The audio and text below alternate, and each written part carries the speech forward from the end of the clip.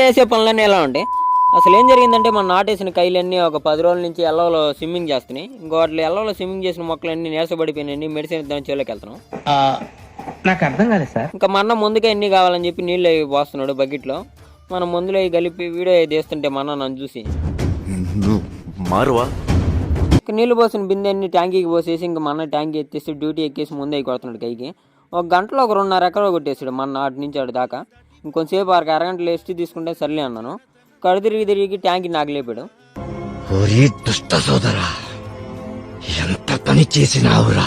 ఎల్లలో swimming చేసి పొనుకొని పోయినాయి అన్నీ. ఇంక వాటికి ముందు కొడుతున్నాం మంచిగా పురుగు అవి పట్టకుండా.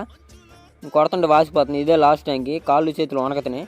ఒక గంటలో 2.5 ఎకరా వాడు కొడితే ఒక గంటకి నేను ఒక కై కొట్టాను నేను. ఎల్లలో స్విమ్మింగ్ చేసి కొన్ని ఎలవలో కొట్టిపోయినాయి. మొక్కలు చలపనాడు అయిపోయినా. ఇంకా ట్యాంకి తీసుకొచ్చి మా అన్నకి ఎత్తేసి ముందే కొడుతున్నాడు.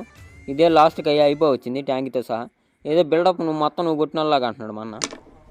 చేసే మూడు ఉత్సాహం సర్వనాశనం అయిపోతాయి.